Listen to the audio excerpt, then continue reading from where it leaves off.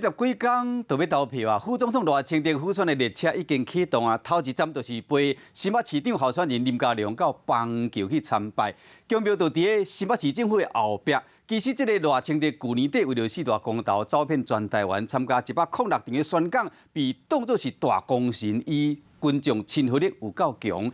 今日的头一站就到新北，嘛被解读做针对新北市长侯友谊的阵营嘛要展开反攻。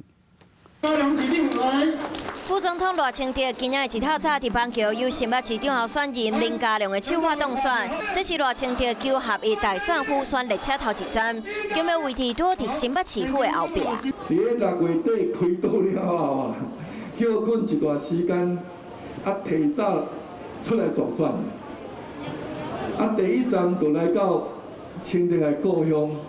新北市，若是家乡，嘛是连赢艰难的选区，方认为是向准，共款是2024热门人选的新北市长侯友谊，而且去年公投4个无同意转胜，遭106场宣讲的赖清德，互当作是真强的吸票机。这个是他的故乡，也是呢他最重视的一个选区。那我也会。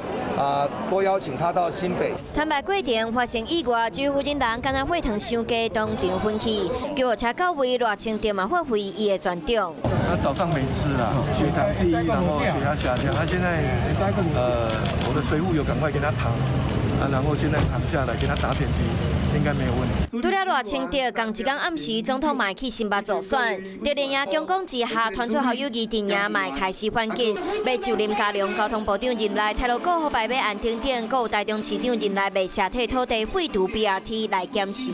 本来就是要被检验嘛，那侯雄闹鬼求进步，那反正是侯市长啊，过去并没有被真正的检验过。民进党的大咖拢开始助选，侯友谊的阵营可能嘛开始发动攻势，新北市长的选择嘛要开始白热化。 Hello， 大家好，我是乃瑜，要教给大家2个任务。第一个，华视新闻的脸书专页，你按赞了吗？还有华视新闻的 YouTube 频道，赶紧订阅起来，还要记得按赞，开启小铃铛哦。